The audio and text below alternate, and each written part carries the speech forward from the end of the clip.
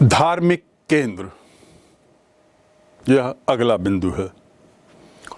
हमने राजकीय केंद्र देखे, उनके बारे में सुना, शाही केंद्र के बारे में सुना, मंदिरों के निर्माण के बारे में कुछ सुना, और अब हम चलते हैं धार्मिक केंद्र आखिर क्या थे। जैसा कि पहले बताया है कि विजयनगर काल में राजनीतिक, सामाजिक, आर्थिक जीवन में धर्म और विभिन्न धार्मिक वर्गों को बहुत ही महत्वपूर्ण स्थान दिया गया। स्थापत्य कला की हमने जितनी बातें की उसमें बारंबार ये स्पष्ट हो रहा है कि सभी को धर्म की पूर्ण स्वतंत्रता थी और मंदिर निर्माण, चाहे वो छोटे छोटे मंदिर हों, चाहे भव्य मंदिर हों, या भवनों के निर्माण या फील खाना, इसमें भी अन्य धर्म के स्थापत्य के नमूनों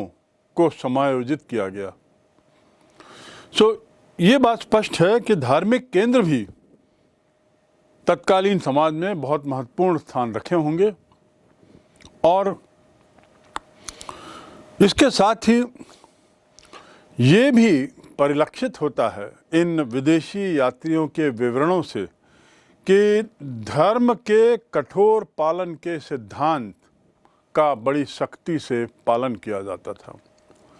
यानी धर्म को धर्म की दृष्टि से देखा जाता था और उसके पालन अनुपालन में कोई कोताही नहीं बरती जाती थी। यहाँ की ये शायद प्रमुख विशेषता थी कि धर्म को सख्ती से उसको लागू किया जाए, उसका पालन किया जाए अपने अपने धर्मों में। राजा जो थे वे अपने को स्वयं को ईश्वर का प्रतिनिधि मानते थे, और उसके साथ ही साथ जो मंदिर वगैरह जो बनाए गए, जो भव्य मंदिर या छोटे छोटे मंदिर बनाए गए, वे शायद मंदिर एक तरीके से भगवान तक पहुंचने का जरिया माना गया मंदिरों को। तो इस प्रकार हम सोच सकते हैं, हम समझ सकते हैं कि तत्कालीन समाज में धार्मिक केंद्र कितने महत्वपूर्ण रहे होंगे। विजयनगर शासन में धार्मिक केंद्रों की महत्ता यहीं समाप्त नहीं होती। वास्तव में देखा जाए, आगे भी हम जानेंगे कि धर्म और विजयनगर के शासकों का संबंध एक तरीके से अपरिहार्य था, शायद आवश्यक भी था। फिलहाल हम चलते हैं उसके अगले बिंदु पर, वह है राजधानी का चयन। आखिर ऐसे क्या कारण थे, क्या बातें थी जिसको लेकर ये तय किया गया कि हम्पी उनकी राजधानी बनेगी। राजधानी बनने के कई कारण सामान्यतः हम देखते हैं। उसकी स्थिति, भौगोलिक स्थिति, उसकी जलवायु, जनसंख्या और आदि आदि अन्य बातें। लेकिन यहाँ एक विशेष बात है कि विजयनगर के शासकों ने हम्पी का जो चयन किया, संभवतः उसका कारण था कि यहाँ पर विरूपाक्ष मंदिर और चंपा देवी मंदिरों के अस्तित्व थे। यानी ये मंदिर यहाँ पर स्थित थे, विरूपाक्ष मंदिर और उसके साथ ही चंपा देवी मंदिर। इसके यहाँ पर रहने के कारण इसे राजधानी का दर्जा दिया गया, और मंदिर किसी क्षेत्र के राजधानी बनने का कारण बना। इससे प्रेरणा लेकर ही हम्पी के शासकों ने, विजयनगर के शासकों ने उस क्षेत्र को अपने साम्राज्य का मुख्य शहर घोषित किया। आप समझ सकते हैं कि राजधानी के चयन में भी मंदिरों के अस्तित्व के कारण उसका आधार बनना ये बताता है कि विजयनगर शासकों के लिए धर्म कितना महत्वपूर्ण था। दक्षिण भारतीय राजशाही में ये वंश परंपरा की एक प्रमुख विशेषता थी कि देवता की सामूहिक भक्ति की जाती थी। मैं पुनः दोहरा दूं, दक्षिण भारतीय शासकों में या राजवंशों में, राजशाही वंशों में परंपरा थी कि जो पूजा करते थे, अर्चना करते थे, उसमें सामूहिक रूप से शामिल होते थे। दूसरे शब्दों में कि जो सामाजिक वर्ग थे, उन वर्गों के लिए, वर्गों के अनुसार वहाँ की पूजा होती थी, वहाँ पे पूजा की जाती थी, करवाई जाती थी। तो राजधानी के चयन का आधार पुनः एक बार मालूम हो, दो प्रसिद्ध मंदिरों की उपस्थिति।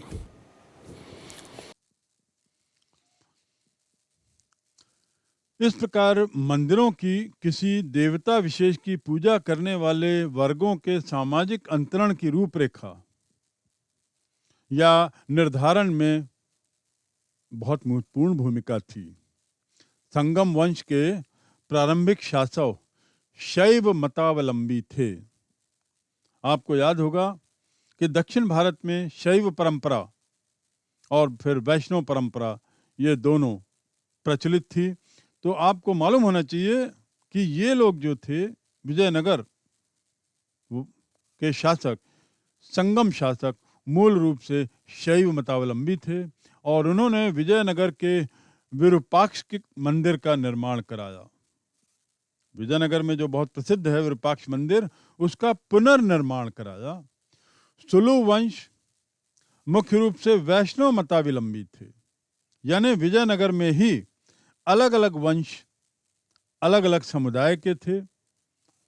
सुलु वंश वैष्णव मत के थे और इन्होंने अपने शासन काल में शैव और वैष्णव दोनों मंदिरों को संरक्षण प्रदान किया। मतलब ये लोग एक तरीके से सभी धर्मों के प्रति समान थे। तुलु वंश शासक कृष्णदेव राय ने वैष्णव मंदिर बनाया, कृष्णा स्वामी मंदिर का निर्माण कराया और साथ ही ऐसे अनेक उदाहरण हैं जहां उसने शिव मंदिरों को भी अनुदान दिया। इसी प्रकार जो चौथा वंश है, अंतिम वंश अरविदु राजाओं का, इन्होंने भी वैष्णव मंदिरों को अनेकों उपहार दिए।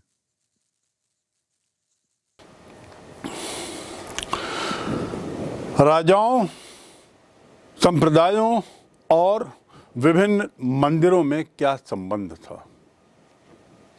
राजाओं, विभिन्न संप्रदायों और मंदिरों के बीच के संबंध पर अब थोड़ा हम जानें। सर्वप्रथम विजयनगर शासकों ने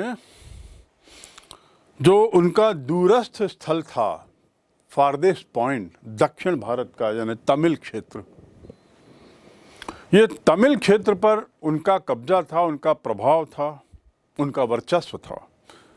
लेकिन इन भूभागों में अपने प्रभावशाली नियंत्रण को बनाने या अपने नियंत्रण को प्रभावशाली बनाने के लिए उन्होंने धर्म का सहारा लिया।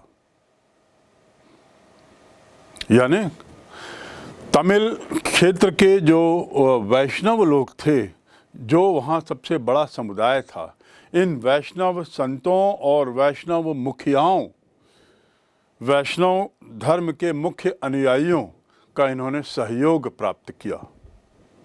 आपको याद होगा कि दक्षिण भारत में दो परंपराएं उस समय चल रही थीं।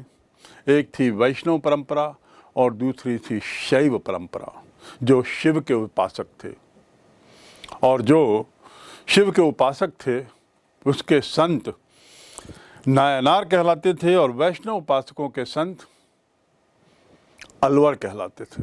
तो इन्होंने जो ज़्यादा बड़ा समुदाय था, वैष्णव समुदाय, विष्णु के जो अनुयायी थे, उनका सहयोग प्राप्त करने के लिए काफ़ी प्रयास किया। और उसका कारण क्या था?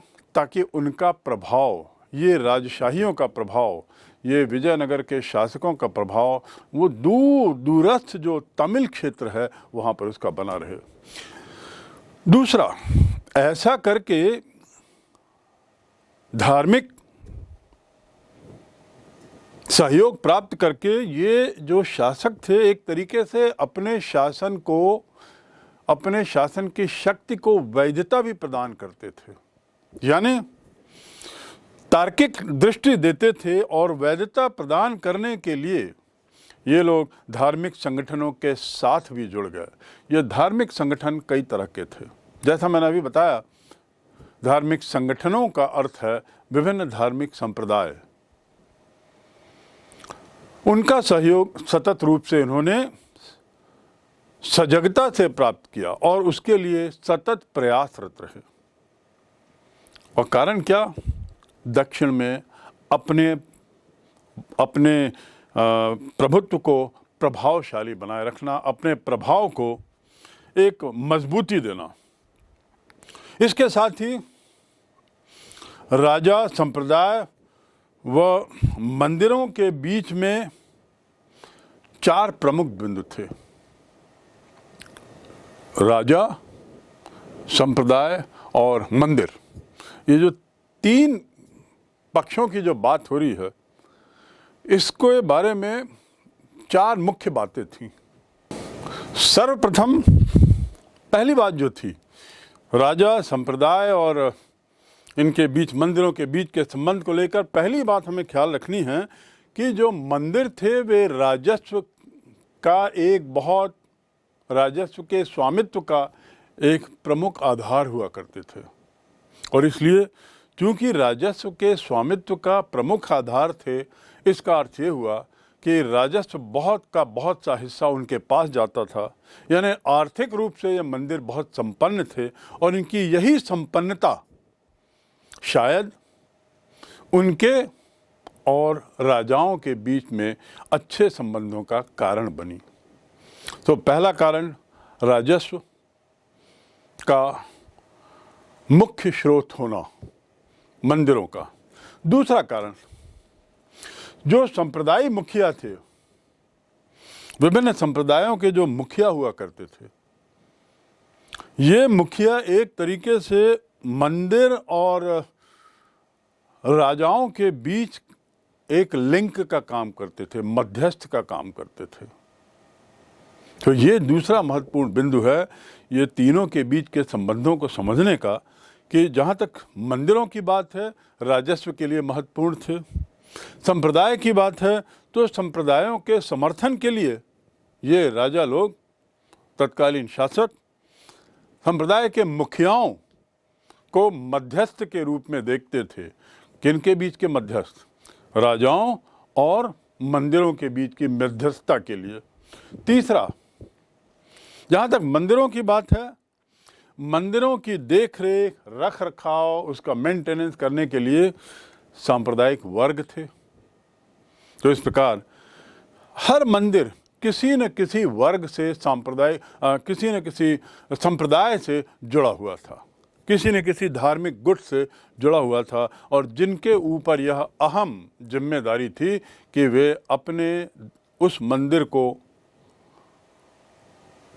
उसको देखभाल करें, उसका रख रखाव करें और साथ ही उसके वार्धक्य में मदद करें। लेकिन यदि मंदिरों को लेकर कुछ विवाद होता था तो उसमें इन संप्रदायों का कोई रोल नहीं होता था। मंदिर के से जुड़े हुए किसी भी तरह के विवाद में, चाहे वो राजस्व का हो, चाहे दान का हो, चाहे कई तरह के विवाद हो सकते हैं, इन विवादों के मामले में संप्रदायों का कोई विशेष हस्तक्षेप नहीं था। विवादों के लिए मामले राजा के पास ही जाते थे और विवादों को सुलझाने का जो जिम्मा था वो राजाओं का एक तरीके से होता था। यानी राजा मंदिरों के मामले में दखल भी दे सकते थे और विवाद तो एक सतत प्रक्रिया है, किसी न किसी बात को लेकर विवाद होते थे तो राजाओं का दखल एक तरीके से नियमित रूप से मंदिरों के मामले में बना होता था। लेकिन अब चौथा बिंदु जो आपको समझना है वो ये है कि ये जो विवाद थे, जो विवाद होते थे मंदिरों को लेकर, इन विवादों को राजा तो सुलझाते थे। राजाओं का ये एक तरीके से जिम्मा था कि इन विवादों को सुलझाया जाए, लेकिन यह जिम्मा वे वैधानिक दृष्टि से नहीं सुलझाते थे। दूसरे शब्दों में, इसके लिए कोई ऐसी प्रक्रिया नहीं थी, कानूनी प्रक्रिया, या राजाओं का ये कोई ऐसा संवैधानिक दायित्व नहीं था कि वे इस मामलों को सुलझाएं। ये तो इसलिए सुलझाते थे, इसलिए मंदिर के मामले में दखल देते थे ताकि प्रशासनिक व्यवस्था बनी रहे। तो इस प्रकार हम ये समझ सकते हैं कि प्रशासनिक व्यवस्था को बनाए रखने के लिए राजाओं के लिए ये अपरिहार्य बना दिया गया था कि वे मंदिरों के विवादों में दखल दें और उसे सुलझाएं। यद्यपि उनकी यह स्थिति मंदिर विवाद में वैधानिक स्थिति नहीं थी, कानूनी स्तर पर नहीं थी, ये तो केवल प्रशासनिक व्यवस्था को बनाए रखने के लिए। ये प्रशासनिक व्यवस्था से अर्थ है कि यदि मंदिरों का विवाद नहीं सुलझता है, किसी भी तरह का विवाद, यहाँ पर हम मंदिरों की बात कर रहे हैं, तो उसका असर संप्रदाय पे पड़ता है, वहाँ के क्षेत्र की शांति पर पड़ता है, उस क्षेत्र के लॉ एंड ऑर्डर की स्थिति पे पड़ता है, कानूनी व्यवस्था पे पड़ता है। और ये सब बातें तो अंततः प्रशासन की हैं, और प्रशासन का मुखिया तो निश्चित रूप से राजा ही है। इस प्रकार हम ये देखते हैं, इन चार बिंदुओं से हम समझ सकते हैं कि कैसे राजा, समुदाय, संप्रदाय और मंदिर एक दूसरे के पूरक थे और एक दूसरे के पोषक भी हम कह सकते हैं। तीनों एक दूसरे को संभाल के रखते थे। मंदिर राजस्व देकर राजा को, राजा मंदिरों की समस्याएं सुलझाते हुए, और संप्रदाय मंदिरों की देखभाल करके मंदिरों की व्यवस्था को बनाए रखने के लिए उसकी साफ सफाई आदि से। 1350 से लेकर 1650 यानी 300 वर्ष, इन 300 वर्षों में इतने मंदिरों का निर्माण हुआ दक्षिण भारत में जिसकी संख्या असीमित है।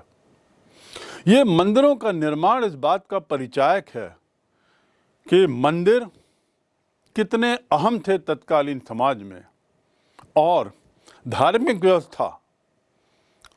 व्यवस्था कितनी महत्वपूर्ण थी उस समय के शासन के लिए, उस समय के शासकों के लिए। यहाँ तक कि मंदिर को देखकर विजयनगर का चयन हुआ, राजधानी का, हम्पी का।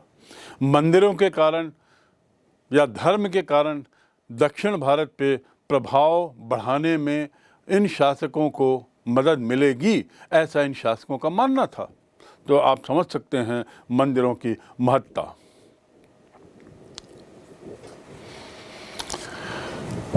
मंदिरों की गतिविधियां क्या थी? धार्मिक केंद्र तो थे, राजाओं के साथ इनका संबंध था, साथ ही ये स्वयं राजस्व के एक बहुत बड़ा एक स्रोत थे। संप्रदाय की इसमें बहुत बड़ी भूमिका थी मंदिरों को चलाने में। आखिर मंदिर कैसे चलाए जाते थे, वहाँ क्या क्या होता था, क्या क्या उनकी गतिविधियाँ थीं, इस बातों पर यदि हम विचार करें तो आपको ये जानना होगा कि इस तरह के मंदिर जो किसी समाज के धुरी की तरह कार्य कर रहे हों, जैसा कि विजयनगर साम्राज्य की हम बात करें तो लगता है ऐसे मंदिर बहुत विविध कार्यों के केंद्र बने होंगे। इसमें कोई दो मत नहीं कि मंदिर में विभिन्न तरह की गतिविधियों की विविधता रही होगी, और विशेष रूप से ये मंदिर शिक्षा के केंद्र रहे होंगे, क्योंकि तत्कालीन समाज में जो विदेश से यात्री आए, शिक्षा के नाम से कुछ अलग संस्थाएं हों इसका कोई विशेष विवरण नहीं मिलता है। लेकिन मंदिरों की महत्ता को देखते हुए ये आभास जरूर होता है उनके विवरणों से कि मंदिर केवल विविधता या विविध गतिविधियों के ही केंद्र नहीं रहे होंगे, बल्कि उसमें शिक्षा का स्थान अहम रहा होगा। चाहे वह धार्मिक गतिविधियां हों, चाहे सामाजिक गतिविधियां हों, राजनैतिक गतिविधियां उसके बाद शिक्षा संबंधी गतिविधियां, अन्य आर्थिक गतिविधियां, ये सब वहाँ पे चलती थीं।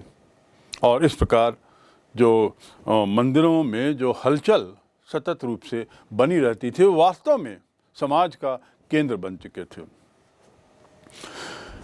जो मंदिर का जो विशाल भू स्वामित्व और बैंकिंग व्यवस्था, आखिर हमने जैसे देखा पूर्व में भी कि मंदिर विशाल ही नहीं थे, बल्कि मंदिरों को जो निर्मित किया गया वह विशाल भूमि में किया जाता था। और बहुत बार बारंबार राजाओं ने, व्यापारियों ने, समुदाय ने, संप्रदाय ने, कुछ अन्य वर्गों ने समय समय पर मंदिरों को दान दिया था, जो उस समय की एक प्रथा थी। शासक मंदिरों के निर्माण, मरम्मत व रखरखाव को अपना एक बहुत पवित्र धार्मिक कर्तव्य समझते थे। इसीलिए विजयनगर साम्राज्य में मंदिर महत्वपूर्ण धार्मिक स्थल, सामाजिक स्थल, सांस्कृतिक केंद्र और आर्थिक केंद्र के रूप में विकसित हुए। विजयनगर साम्राज्य के काल में मंदिरों के पास बड़ी विस्तृत भूमि हो गई थी। विशाल मंदिरों में पूजे जाने वाले देवी देवताओं को सैकड़ों गांव अनुदान में दिए गए। देवदान ग्रामों की आय को मंदिर की विभिन्न गतियों में खर्च किया जाने लगा और उसमें किया जाता था। इससे धार्मिक कर्मचारियों का पोषण होता था और अनुष्ठानिक कार्यों के लिए जो खाद्य चढ़ावा अथवा अन्य सामग्रियों को खरीदा जाता था, वह इसी दान से संभव था। अनुष्ठानिक प्रयोजनों के लिए राज्य मंदिरों को नगद धर्म दान भी प्रदान करता था। ये राज्यों के द्वारा धार्मिक प्रचार प्रसार के लिए एक बहुत अच्छा कदम था। मंदिरों की सिंचाई संबंधी कार्यों में भी बड़ी महत्वपूर्ण भूमिका होती थी। देवदान भूमि प्राप्त बड़े मंदिर एक सिंचाई विभाग भी होता था। इन मंदिरों में ये सिंचाई विभाग का काम था कि खेती के लिए सिंचाई के साधनों की व्यवस्था करना। इसका एक अन्य महत्वपूर्ण कार्य था मंदिरों को प्राप्त मुद्रा अनुदानों का समुचित उपयोग करना। तो बहुत बड़ी भूमि का स्वामित्व मंदिरों को मिला हुआ था। तो यदि हम मंदिरों की गतिविधियों की बात करें तो शिक्षा का केंद्र होने के अलावा निश्चित रूप से इनका एक मुख्य कार्य भू स्वामित्व को बनाए रखना और उसके लिए आवश्यक कार्य करना रहा होगा। इसके साथ ही ये लोग बैंकिंग भी करते थे, यानी इनके पास जो धन है, जो राजस्व के माध्यम से आया है, इसका कुछ न कुछ ये उपयोग करते रहे होंगे। बैंकिंग विभिन्न प्रयोजन के लिए, विभिन्न आयोजन के लिए समय समय पर कर्ज देते थे। ऐसा विवरणों से, चाहे निकोलो कॉन्टी के हों, चाहे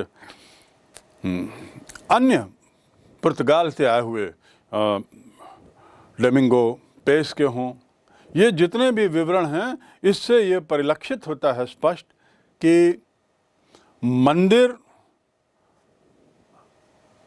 अपने धन से लोगों को कर्ज भी देता था और उस कर्ज की एवज में वह भूमि रखता था। यानी भूमि के स्थान पर किसी को यदि पैसे की जरूरत है तो उसे पैसा दिया जाता था, लेकिन वह था भूमि के स्थान पर। इसके साथ भूमि के स्थान पर कर्ज देने से मंदिरों को एक अतिरिक्त आय भी मिल जाती थी। तो इस प्रकार ये जो भूमियां थीं, जो जमीनें थीं, ये एक अतिरिक्त आय का जरिया भी बनी। अगला बिंदु जहां तक इसकी आर्थिक गतिविधि की बात है तो वह है ये मंदिर रोजगार के केंद्र अवश्य रहे होंगे। विशाल मंदिर, विशाल भूमि स्वामित्व, विशाल धन, इन सब को देखना, रख रखाव करना, इनकी सुरक्षा, इनके मेंटेनेंस, इनकी व्यवस्था, इसको करने के लिए बहुत लोगों की ज़रूरत पड़ती रही होगी। और इस प्रकार ये ज़रूरतों को पूरा करने के लिए बहुत लोगों को मंदिरों में रोजगार या मंदिरों से जुड़े हुए कार्यों में, उससे जुड़ी हुई गतिविधियों में रोजगार मिलता रहा होगा। तो इस प्रकार ये मंदिर रोजगार के भी केंद्र थे। कर्ज की जहां तक बात करें, ये व्यक्ति को तो कर्ज देते ही थे, साथ ही ग्राम सभाओं को भी कर्ज देते थे। जो तत्कालीन गांवों में उस समय ग्राम सभाओं की प्रथा थी, वहां पे भी ये कर्ज देते थे भूमि के बदले, जैसा बताया गया। इनके अपने व्यापार संगठन भी थे, यानी ऐसे विशाल मंदिरों का एक अपना एक दल भी, एक अपना गुट भी होता था, जिसका काम था व्यापार से जुड़े रहना। और तत्कालीन व्यापार से इनका सतत संबंध बना रहा। आखिर धन था ही, धनाढ्य लोग जुड़े ही थे, और विदेशों से हमारा व्यापार काफ़ी होता था। तो मंदिरों ने इसमें भी अपना हाथ डाला, और विभिन्न गतिविधियों की यदि बात करें तो उसमें व्यापार भी इनकी गतिविधि का एक हिस्सा था। व्यापार जितना विस्तृत, लाभ उतना ही ज़्यादा। दान से प्राप्त हुई आय, राजस्व से प्राप्त हुई आय, और इसके साथ ही व्यापार से आय, तो इतनी आय का ये लोग उपयोग जो करते थे, मंदिर के लोग, ये विभिन्न उद्देश्यों में करते थे। और इन उद्देश्यों की यदि बात करें तो हम समझ सकते हैं कि शिक्षा का प्रचार प्रसार, लोगों को कर्ज देना, उनकी आवश्यकताओं को पूर्ति करना, मंदिर आदि के रख रखाव का खर्च देखना, और साथ ही नए नए मंदिर बनाना आदि, राजाओं को भी मदद करना, ये इनका उद्देश्य रहा होगा, इनके धन के उपयोग का उद्देश्य। इस प्रकार मंदिर एक आर्थिक केंद्र रहे होंगे, इसमें कोई दो मत नहीं। सामाजिक तो थे ही, सामाजिक केंद्र तो थे ही मंदिर, शिक्षा के केंद्र तो थे ही मंदिर, धार्मिक केंद्र अवश्य रहे होंगे, इसमें कोई दो मत नहीं। अब हम देखते हैं कि मंदिर एक आर्थिक केंद्र भी थे, आर्थिक व्यवस्था का केंद्र बिंदु थे। शासकों ने मंदिरों से संबद्ध पूर्वकालिक जो परंपराएं रही होंगी, पहले जो परंपराएं चलती होंगी, उसको मात्र अपनाया ही नहीं, बल्कि उसको नवीन रूप भी दिया। और नवीन रूप ही नहीं दिया, उसको और विकसित किया, उसमें नवीनता प्रदान की। और नवीनता के साथ साथ इन परंपराओं का, मंदिरों की परंपराओं का, मंदिरों के का जो अपनी शैली है, उसको विस्तृत करने में इन शासकों ने बहुत योगदान दिया होगा। राजकीय प्रतिकृति मूर्तियां, जो राजाओं की मूर्तियां होती थीं, इन मूर्तियों को समय समय पर इन मंदिरों में लाया जाता था दर्शन के लिए। तो इन मूर्तियों को मंदिर में दर्शन के लिए लाने के पीछे उद्देश्य क्या होता था? शायद मुख्य उद्देश्य रहा होगा अपनी सत्ता, अपनी ताकत का प्रदर्शन, और साथ ही जनता से श्रद्धा अर्जित करना।